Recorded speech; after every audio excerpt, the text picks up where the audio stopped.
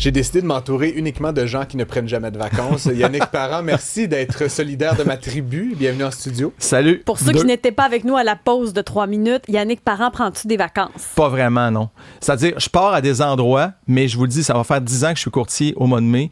J'ai jamais quitté sans mon ordinateur. J'ai jamais passé une journée sans répondre à un courriel ou quelque chose comme ça. Là, il y a des courtiers qui vont se reconnaître dans ce que je dis.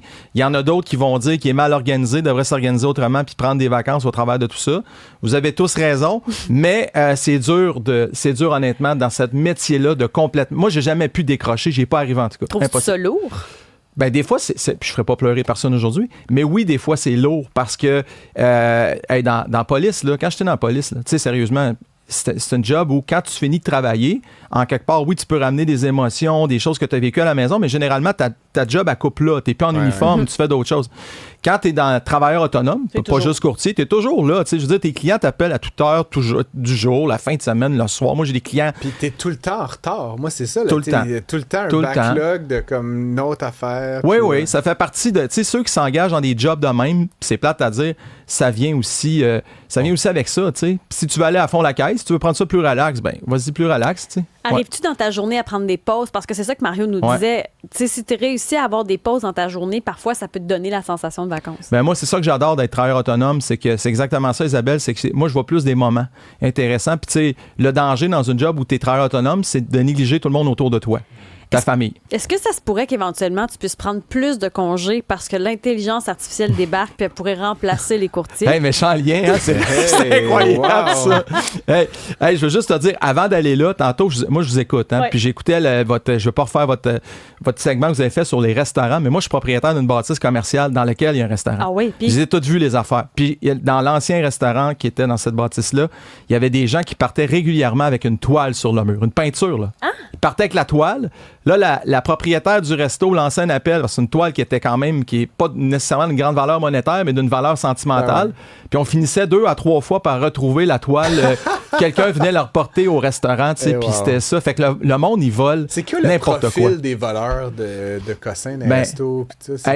Moi, je vous le dis, vous seriez surpris de voir monsieur, madame, tout le monde. Tu sais, tu parlais, j'entendais tantôt la dame qui parlait du restaurant Limoilou, partir avec les centres de table, la salière, les poivrières, c'est des monsieur, madame, tout le monde. Puis tant qu'il n'y aura pas des gens qui vont prendre la peine d'appeler la police puis de signaler, puis de ne pas négliger cet aspect-là, à un moment donné, tu vas en ramasser 2-3 solides qui vont être gênés devant leur famille, ça va être fait ramasser par ça, puis ils vont arrêter de voler du stock au restaurant. C'est de même ça marche. Francis, mais moi, je me dis, comment vous faites pour retrouver les toiles? Tu te dis, la plupart du temps, on les retrouvait, vous retrouviez ça comment? Ben, écoute, il lançait un appel sur les réseaux sociaux. Hey, le brillant qui est parti, là, le sans-génie qui est parti avec la toile au restaurant, là, est-ce que tu pourrais la ramener? Elle n'a pas de valeur monétaire, mais nous, on l'aime bien dans le restaurant. Puis au moins, c'est arrivé à 2-3 reprises que la toile revienne à ce moment-là de cette façon-là, tu sais. Puis l'autre affaire, vous avez parlé des no-shows tantôt, là. Moi, le restaurateur qui est dans... Je salue Jason, qui est la buvette, là, la buvette Nab à Belleuil, qui me disait tantôt qu'il y avait une cancellation, exemple, de 20 personnes récemment, un samedi soir. Bien, ceux qui font ça, là, sérieusement, vous n'avez pas d'allure. Puis tant qu'on n'ira pas piger dans vos poches pour prendre l'argent, vous allez continuer à le faire. Puis c'est ça qui devrait arriver. Hey, annuler une réservation, là, souvent, tu fais un petit clic sur ton Gmail, là, ou bien t'appelles 3 secondes et quart pour dire que t'es pas là. Ça prend 3 secondes d'annuler une réservation. Là. Et c'est des pertes énormes. Ben oui, des vraiment. Pertes énormes. À plus du vol. Puis voilà, merci pour cette aparté. C'est parce que c'est bon, ça nous fait bifurquer sur l'intelligence artificielle. Est-ce qu'elle pourrait remplacer éventuellement les fameux courtiers immobiliers? Ben écoute, tout est possible dans la vie. On s'en va de plus en plus vers ça. Moi, je pense pas qu'on va jamais remplacer le facteur humain. Par contre, ce que je pense que les gens, où on devrait aller, là, ma vision de la chose, là, qui n'appartient qu'à moi, c'est que c'est un outil extraordinaire pour se départir de tâches un peu plus routinières, un peu plus administratives qui peuvent prendre du temps. Puis là, je te donne des exemples. C'est faire une étude de marché, sortir des comparables. Il y en a même qui programment certains courriels automatiques, faire des suivis, des profils d'exemples de vente dans différents secteurs. Ça, c'est toujours utile. Mais pour moi, en tout cas, puis je suis là qui sont peut-être pas d'accord avec ce que je vais dire, ça remplacera jamais le fait de prendre le téléphone, d'appeler un client, de dire comment ça va, parce qu'il y a beaucoup le facteur aussi humain dans notre job. Fait que ce facteur-là, je pense qu'il faut qu'il y ait un heureux mélange des deux. J'avoue que quand je reçois un courriel ou quand je vois une publication qui était faite par l'intelligence artificielle, ça me fait déchanter. Ouais, c'est sûr. Puis, tu sais, c'est plate à dire, mais présentement, les gens, là, on le sait quand c'est ça. Tu sais, c'est plate, là, on le sait, on le sent. On le voit que tu fais des fautes quand tu me textes, puis là, sur Facebook, il n'y en a plus. Puis le message dans tout ça, des fois, ça peut être twisté, là, tu sais, excusez-moi l'expression, mais ça peut être, OK, c'est l'IA parce que, justement, il prend pas le temps nécessairement de le faire par lui-même. Tu sais, mais où je le vois de plus en plus, vous le voyez dans les fiches, les courtiers vont s'en servir de plus en plus pour phraser des textes. Justement, il y a moins de fautes. Ils vont aller avec des textes un peu plus élaborés. Et le grand défi présentement, puis ça, c'est véhiculé partout, c'est au niveau des photos, là. Faut vraiment faire attention. Yannick, c'est hardcore, ça. Ça, c'est tellement vrai parce que vous savez que j'ai visité une trentaine de condos sur l'île en mai.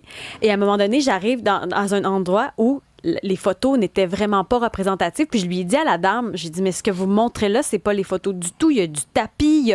Puis elle me disait, ben j'ai juste décoré, j'ai fait du home staging avec l'intelligence artificielle, mais dans ma tête, c'est de la fausse représentation. Écoute, ben oui, c'est carrément ça. Ben oui.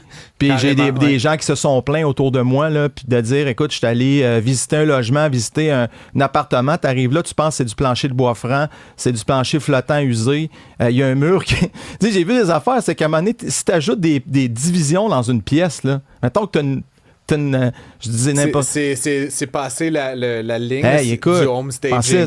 Tu viens visiter, toi, une cuisine ouverte avec un salon ouvert, t'arrives là, puis un beau mur dans le milieu, où c'est supposé être beige, t'arrives là, c'est mauve avec un fond de mur vert et tout ça. C'est parce qu'à un moment donné, il faut juste, comme je pense, notre défi comme courtier, puis je m'inclus là-dedans, c'est de trouver le milieu de cet outil-là où tu n'induis pas le client en erreur, puis le pire obstacle en immobilier pour le client acheteur qui arrive, pour moi, sur une propriété, c'est la déception. Puis il y a beaucoup de déceptions par rapport à ça. Il faut sous-promettre et sur-livrer. Et je voulais t'entendre parce que c'est un débat qui fait rage de toute façon à intervalles réguliers depuis de nombreuses années, mais depuis notamment la hausse fulgurante de la valeur des maisons, on critique beaucoup le mode de rémunération des courtiers. Exact. Là, tu viens de nous dire, bon, il y a des choses qu'on peut faire, puis on en parlait un peu avec Isabelle, tu sais, le volet justement, faire sa petite étude de marché, par exemple, calculer l'hypothèque ou combien tu pourrais emprunter. Il y a plein de choses là maintenant avec l'IA que de plus en plus ça va être facile de faire. Ça fait un peu partie de la job du courtier, ça, possiblement que ça va être automatisé. Je veux pas faire toute la litanie des choses, mais il me semble qu'à un moment donné, il va venir un moment où la perception de valeur, je veux pas dévaloriser ce que tu fais, mais tu sais, si tu fais 10 choses, puis que dans 10 ans, il y en a 6 qui sont automatisées, la perception de valeur va être moins grande. Est-ce que tu penses que ça pourrait éventuellement venir toucher aussi la formule, le mode de rémunération? Ben, je pense que la formule, le mode, on est déjà dans un contexte où elle est beaucoup plus questionnée, puis on l'a vu dans les dernières semaines. Puis pour ma part, moi, je trouve ça sain qu'on soit capable de la questionner. Où j'ai un problème pour toute industrie confondue, y compris l'immobilier, c'est quand on n'est pas capable de se remettre en question. Je le voyais dans mon ancien job, par exemple, la police, tout ce qu'il y avait comme aussi, c'est un gros paquebot, la police, des fois, tourner ça de bord. Si t'es pas capable de te remettre en question, tu peux pas avancer. Maintenant, est-ce qu'au-delà de ça, il va exister dans l'avenir peut-être plus qu'une façon de faire, plus qu'un mode de rémunération? Est-ce que présentement, c'est le cas? Oui. Parce qu'il y a déjà des plateformes, vous le savez, qui offrent la liberté aux gens aussi de choisir ce qu'ils veulent faire. Moi, j'ai rien contre le principe aussi que quelqu'un veuille vendre sa propriété par lui-même. J'ai rien contre le principe. Tu l'as fait. Toute seule. Tu l'as fait toute seule. Ça a fonctionné, mais malheureusement, Isa, il y en a pour qui, puis je l'ai vu, on les récupère, ces clients-là, les courtiers. Malheureusement, ça ne fonctionne pas. Puis derrière l'IA, il y aura toujours une gestion humaine, un jugement qui ne pourra pas disparaître. Fait que pour moi, la plus-value d'un courtier immobilier, puis là, je ne ferai pas vendre ma salade au Québec par rapport au courtier immobilier. Là, je me ferai pas d'amis en disant ça nécessairement, mais ce que je veux dire par là, c'est que la valeur d'un courtier est attachée à ce que le client est prêt à y accorder aussi comme valeur. Si toi, comme courtier, tu charges 4, 5 1 2 puis tu es capable de justifier pourquoi tu offres ce service-là, puis tes clients sont prêts à embarquer dans cette formule-là avec toi, alors qu'ils ont le choix de la vendre comme tu as fait aussi par toi-même. Moi, je pense qu'il faut que il y a une liberté aussi de ce côté-là. Alors, est-ce que tout ça va remettre en question ce qu'on vit actuellement comme mode de rémunération? Je pense que oui, on le vit déjà ailleurs au Canada, on le vit d'ailleurs déjà aussi aux États-Unis, c'est différent. Voilà. On parlait aussi de l'intelligence artificielle qui pourrait prédire l'effet des hausses de loyer, parce que ça aussi, c'est un enjeu. L'intelligence artificielle pourrait peut-être nous aider.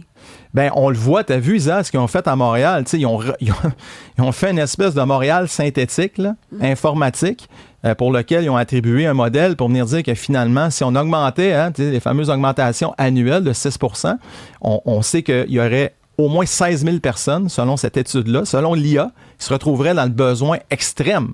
extrême au niveau précarité. Je suis pas sûr de comprendre pourquoi on a besoin de l'IA pour ça, ceci dit. Je peux te faire ça dans Excel. Oui, c'est que c'est ce que tu dis là, d'ailleurs, est un des facteurs qui fait dire aux spécialistes que oui, tu peux tenir compte d'un modèle comme ça, mais tu ne peux pas tenir compte seulement que de ce modèle-là. Tu dois aller sur le terrain pour évaluer une foule d'autres facteurs parce qu'on va le faire avec une grille. Surtout que là, présentement, il y a un Québécois sur 2 qui est à 200 $ de l'insolvabilité. Là. On est là-dedans aussi. Là. Oui, mais exactement. Puis ça démontre déjà, Isa, ce qu'on sait déjà, c'est qu'il y a beaucoup de monde qui sont au bout de leur corde, qui sont déjà au bout, puis qui sont juste sur le point de tomber dans le précipice, déjà avec les hausses actuelles. Tu sais, en 2025, je pense qu'on était quoi, à 5,9 % d'augmentation? Ouais. Là, on parle d'une autre augmentation. C'était exceptionnel. C'était exceptionnel, parce que c'était 3. Mais ça a été 0 à un moment donné. C'est ça, moi, en tout cas, veux-tu qu'on ouvre cette brèche-là, parce qu'on pourrait en parler pendant 1 heure. Ouais, effectivement. Je trouve tellement que c'est alambiqué, ces histoires de hausse normée, puis c'est un peu le free-for-all. Puis il y a cette fameuse citation, j'oublie toujours c'est de qui, mais il y a 2 façons de détruire une ville, les bombardements et le contrôle du prix des logements. Ouais. C'est comme les 2 façons qu'on peut anéantir une ville. Ouais. Montréal a choisi la 2e, mais bref, on dit tout et n'importe quoi autour du logement, puis malheureusement, je pense pas que l'IA va venir magiquement régler tous ces problèmes-là. T'sais. Non. Isa, t'es en location, toi, actuellement? Oui. Est-ce que des gens autour de toi, tu penses qu'encore le fait d'augmenter ça peut avoir un impact sur leur vie concrètement? Tu le sens-tu autour de toi aussi? Ce que je vois autour de moi, des gens qui veulent quitter Montréal pour le prix qui n'a pas d'allure. Là, j'en vois beaucoup qui veulent aller en banlieue, qui ont toujours adoré Montréal, mais que présentement, il y a comme un seuil qu'ils sont plus capables d'atteindre. Oui, c'est ça. Puis pourquoi l'exode de Montréal, on en parlait dernièrement encore, c'est pas juste à l'achat, c'est à la location. C'est juste pour certaines personnes plus possible. T'sais. Les mieux nantis vont s'en aller vers Saint-Lambert. Les autres vont descendre plus loin vers Saint-Basile-le-Grand. Est-ce que j'ai dit quelque chose? Là? Non, justement, j'en ai profité. Je vais me complaire dans mon mutisme, si vous voulez bien. Mais en plus, en tout cas, il n'y a pas de bruit à Saint-Lambert, ça je peux vous non, dire. parce que les gens haïssent ça quand ça... Oh, pelaille. C'est de la méditation à Saint-Lambert. Mais le recul, il y a une hausse quand même en ce moment du prix des ventes. Oui, en fait, il y a une hausse du prix des ventes à peu près juste dans la région de Québec. En fait, une hausse marquée. Maintenant, on parle d'une hausse là, de 5 % de façon globale.